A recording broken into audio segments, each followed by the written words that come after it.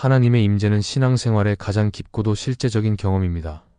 눈에 보이지 않지만 분명히 느껴지고 설명할 수 없지만 삶 전체를 바꾸는 하나님의 현존은 어느 상황에서든 성도의 중심을 붙들어주는 가장 큰 능력입니다. 그러나 많은 이들이 하나님의 임재를 막연한 감정이나 특별한 환경 속에서만 느끼려고 할 때가 있습니다. 그래서 때로는 하나님의 임재를 멀리 느끼고 나와는 상관없는 일처럼 여겨지기도 합니다. 그러나 성경은 분명히 말씀합니다. 하나님의 임재는 멀리 있는 것이 아니라 하나님이 하신 말씀을 믿고 그 말씀에 반응할 때 누구나 누릴 수 있는 은혜입니다. 특별한 사람이 아니어도 특별한 장소가 아니어도 하나님의 약속을 붙드는 사람은 그 자리에서 하나님의 임재를 경험하게 됩니다. 이사야 43장은 하나님께서 어떤 사람과 함께 하시며 어떻게 임재를 허락하시는지를 분명하게 보여줍니다. 오늘은 이사야 43장의 말씀 가운데 세 가지 약속을 중심으로 하나님의 임재를 어떻게 누릴 수 있는지를 함께 나누고자 합니다. 임재는 감정의 문제도 상황의 문제가 아닙니다. 하나님이 말씀하신 것을 그대로 믿고 받아들일 때 그 믿음 속에서 임재는 자연스럽게 시작됩니다. 오늘 말씀이 하나님과 동행하는 삶을 다시 회복하는 출발점이 되기를 바랍니다. 첫째, 내가 너를 지명하여 불렀나니 너는 내 것이라는 말씀을 믿을 때 하나님의 임재를 누릴 수 있습니다. 이사야 43장의 첫 구절은 하나님의 임재를 말하기에 앞서 하나님의 소유에 대한 선포로 시작됩니다.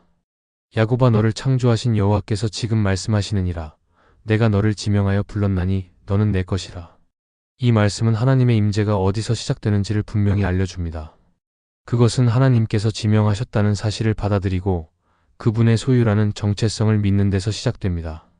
많은 이들이 하나님의 임재를 갈망하지만 동시에 거리감을 느낍니다. 그 이유 중 하나는 자신이 하나님께 받아들여졌다는 확신이 없기 때문입니다. 실수와 실패, 과거의 죄와 반복된 좌절 속에서 하나님은 나와 멀어지셨을 것이라는 생각이 깊게 자리 잡을 수 있습니다. 그런데 하나님은 그런 불안한 마음을 잠재우듯이 가장 먼저 이렇게 말씀하십니다. 너는 내 것이라. 이 말씀은 관계의 회복 선언이며 소속에 대한 확증입니다. 하나님은 조건을 제시하시기 전에 먼저 너는 내 것이라고 선언하십니다. 자격을 갖추기 전부터, 정결함을 이루기 전부터 이미 하나님의 소유라는 것입니다. 하나님의 임재는 그분의 소유된 자에게 끊임없이 주어지는 은혜입니다. 소유는 책임을 동반합니다. 하나님께서 내 것이라 하신다는 것은 돌보시고 지키시겠다는 뜻이며 떠나지 않겠다는 약속이기도 합니다.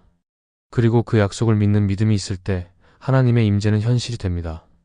감정이 느껴지지 않아도, 상황이 답답해도 그 한 문장을 마음에 새기고 살아가는 사람은 하나님이 가까이 계시다는 사실을 분명히 경험하게 됩니다. 세상은 끊임없이 사람의 정체성을 흔듭니다.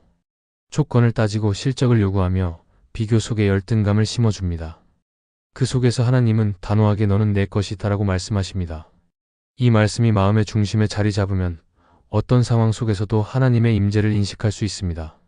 성공이나 실패, 기쁨이나 슬픔에 관계없이 그분은 함께 계시고 그분의 사랑은 흔들리지 않기 때문입니다. 하나님의 임재를 누리는 길은 특별한 환경이 아니라 말씀을 믿는 믿음입니다. 내가 너를 지명하여 불렀다는 이 말씀을 믿는 순간 하나님과의 거리는 사라지고 마음 안에 그분의 현존이 느껴지기 시작합니다. 임재는 선택된 사람의 특권이 아닙니다. 말씀을 믿는 자에게 주어지는 은혜입니다. 이 말씀을 마음에 품고 하루를 살아가는 이에게 하나님은 언제나 가까이 계십니다. 아무 말 없어도, 어떤 행동이 없어도 그 중심을 아시고 먼저 다가오시는 분이 하나님이십니다. 너는 내 것이라. 이 말씀이 진심으로 믿어질 때 하나님의 임재는 멀리 있는 것이 아니라 지금 바로 곁에 있다는 사실을 깨닫게 됩니다. 이 확신이 있는 사람은 두려움 속에서도 담대하게 걸어갈 수 있고 외로움 가운데서도 결코 혼자가 아님을 알게 됩니다. 하나님은 그 이름을 부르셨고 그 생명을 책임지시며 지금도 함께 하십니다. 하나님의 임재는 하나님이 누구를 부르셨는지를 믿는 순간부터 시작됩니다. 둘째, 내가 물 가운데로 지날 때 내가 너와 함께 할 것이라는 말씀을 믿을 때 하나님의 임재를 누릴 수 있습니다. 이사야 43장 2절은 하나님의 임재가 언제 나타나는지를 분명하게 보여줍니다. 내가 물 가운데로 지날 때 내가 너와 함께 할 것이라. 하나님께서는 어려운 일을 없애주시겠다고 하신 것이 아니라 그 상황을 지날 때 함께 하시겠다고 약속하셨습니다. 하나님의 임재는 평탄한 길에서보다 고난의 한가운데서 더 깊이 드러나는 경우가 많습니다. 믿음의 삶을 살아간다고 해서 고난이 사라지지는 않습니다. 오히려 신앙을 지키는 과정에서 더 많은 시련과 갈등을 마주하게 될 때도 있습니다. 문제는 그 고난 속에서 하나님의 임재를 느끼지 못할 때 마음이 무너진다는 것입니다. 그러나 하나님은 그 상황이 올 것을 이미 아시고 미리 말씀하셨습니다. 내가 너와 함께 할 것이다. 이 말씀을 믿는 사람은 두려움 가운데서도 하나님이 함께 계심을 확신하게 됩니다. 하나님의 임재는 고난의 유무로 판단되지 않습니다. 하나님께서 함께 하신다는 약속을 믿을 때 임재는 현실이 됩니다. 물 가운데를 지나가고 있을지라도 이 말씀을 붙들고 있는 사람은 두려움 대신 평안을 경험하게 됩니다. 사람의 손길이 끊어지고 위로의 말도 들리지 않을 때 내가 너와 함께 할 것이라는 말씀이 우리의 마음을 붙들어 줍니다. 그 말씀은 흔들리는 감정보다 깊고 잠시 머물다 가는 위로보다 더 오래 남는 진리입니다. 하나님은 상황을 없애지 않으시지만 그 상황 속에 함께 하십니다.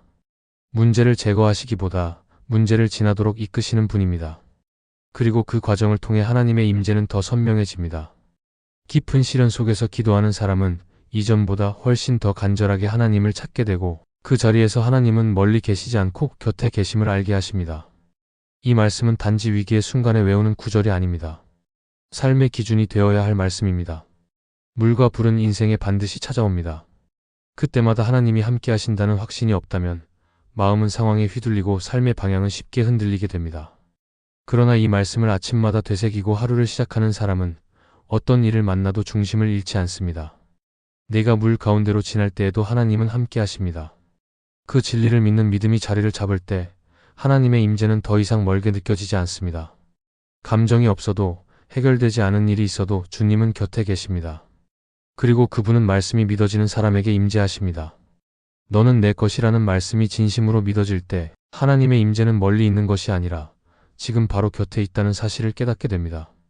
이와 마찬가지로 내가 너와 함께 할 것이다라는 말씀을 믿는 순간 물 가운데서도 임재는 시작됩니다. 하나님은 지금도 함께 걸으십니다. 그리고 그 믿음 위에 서 있는 사람은 고난 속에서도 하나님의 손을 붙들고 일어설 수 있습니다. 셋째, 나 곧 나는 여호와라, 나 외에 구원자가 없느니라는 말씀을 믿을 때 하나님의 임재를 누릴 수 있습니다. 이사야 43장 11절에서 하나님께서는 분명히 선언하십니다. 나 곧 나는 여호와라, 나 외에 구원자가 없느니라. 이 말씀은 단순히 구원의 원리를 설명하는 문장이 아니라 하나님과의 관계를 분명히 다시 세우는 선언입니다. 구원이 하나님께만 있고 하나님 외에는 구원이 없다는 이 고백은 다른 어떤 의지나 의존 없이 오직 하나님만을 바라보겠다는 신앙의 중심을 의미합니다. 하나님의 임재는 단순히 감정적인 경험이 아닙니다. 하나님만이 구원자 되심을 믿고 그 믿음 안에서 하나님을 의지할 때 임재는 분명하게 드러납니다. 하나님이 유일한 구원자라는 이 말씀을 진심으로 믿는다는 것은 내 삶을 스스로 해결하려는 마음을 내려놓고 하나님께 맡긴다는 뜻입니다. 하나님 외에 다른 길이 없다는 이 믿음은 결국 하나님과의 거리를 좁히고 임재를 더욱 깊이 경험하게 만듭니다. 사람은 눈에 보이는 것에 흔들리기 쉽습니다. 그래서 위급한 상황이 닥치면 하나님보다 먼저 사람을 찾고 기도보다 먼저 방법을 고민합니다. 그러나 하나님은 말씀하십니다. 나 외에 구원자는 없다고. 이 말씀은 하나님이 능력이 있으시다는 의미이면서 동시에 다른 어떤 것도 궁극적인 해결책이 될 수 없다는 사실을 알려줍니다. 이 진리를 받아들이는 것이 하나님의 임재를 회복하는 첫걸음입니다. 믿음의 여정에서 하나님을 전적으로 의지한다는 것은 쉬운 일이 아닙니다. 많은 경우 눈앞에 보이는 길이 더 쉬워 보이고 지금 들려오는 조언이 더 현실적으로 느껴지기 때문입니다. 하지만 그런 모든 소리를 내려놓고 하나님 외에 다른 구원자는 없다는 이 한 구절을 붙들기 시작할 때 그 순간부터 하나님은 가까이 계십니다. 하나님이 누구신지를 바로 알고 고백하는 그 자리, 바로 그곳에서 임재는 시작됩니다. 하나님의 임재는 자신이 할 수 있는 모든 것을 내려놓고 하나님만이 살리실 수 있다는 믿음에서 비롯됩니다. 그 믿음이 있을 때 하나님은 더 이상 먼 곳의 존재가 아니라 삶의 가장 중심에서 살아 역사하시는 분이 되십니다. 그분이 구원자 되심을 인정하고 의지하는 사람은 어떤 상황 속에서도 혼자가 아닙니다. 어떤 문제 앞에서도 하나님의 일하심을 기대할 수 있습니다. 너는 내 것이라는 말씀이 진심으로 믿어질 때 하나님의 임재는 멀리 있는 것이 아니라 지금 바로 곁에 있다는 사실을 깨닫게 됩니다. 이와 같이 나 외에 구원자가 없다는 말씀을 믿는 사람은 도움을 구할 곳을 헤매지 않고 기다릴 대상이 분명합니다. 그 확신이 있을 때 마음은 불안에서 벗어나고 기도는 더 이상 외침이 아닌 만남이 됩니다. 하나님은 지금도 나 외에 구원자는 없다고 말씀하십니다. 이 진리를 붙들고 기도하는 사람에게 하나님은 가장 친밀한 임재로 응답하십니다. 하나님의 임재는 멀리 있는 특별한 순간에만 느껴지는 것이 아닙니다. 하나님께서 하신 말씀을 믿고 그 말씀 앞에 자신을 세울 때 임재는 가장 평범한 일상 속에서도 시작됩니다. 너는 내 것이라는 말씀을 믿는 사람은 하나님의 소유라는 확신 안에서 결코 외롭지 않습니다. 내가 물 가운데로 지날 때에 내가 너와 함께 할 것이라는 말씀을 믿는 사람은 고난 속에서도 혼자 걷고 있다고 생각하지 않습니다. 나 외에 구원자가 없다는 말씀을 믿는 사람은 흔들리는 현실 속에서도 하나님만이 해답이심을 고백하게 됩니다. 임재는 감정이 아니라 진리 위에 세워지는 것입니다. 하나님은 약속하셨고 그 약속은 오늘도 유효합니다. 하나님의 임재를 누리고 싶은 마음이 있다면 하나님이 말씀하신 그대로를 믿고 살아가는 선택이 필요합니다. 그 믿음 위에 하나님은 분명히 응답하십니다. 지금도 말씀을 통해 다가오시고 그 말씀을 믿는 자와 함께 하십니다. 오늘도 하나님의 임재는 말씀을 믿는 바로 그 사람 곁에 있습니다. 이 영상이 은혜가 되셨다면 좋아요와 구독을 눌러주시면 감사하겠습니다.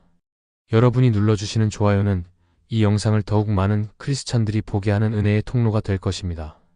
또한 이 영상이 은혜가 되었다면 채널을 구독해 주시면 감사하겠습니다. 구독을 하면 여러분들은 새로운 영상을 놓치지 않게 될 것이고 그것은 분명 여러분의 믿음에 도움이 될 것입니다. 그리고 구독은 영상을 만드는 제작자에게 큰 힘이 될 것입니다. 이 영상을 보시는 모든 분들에게 하나님의 크신 은혜가 가득하기를 바랍니다.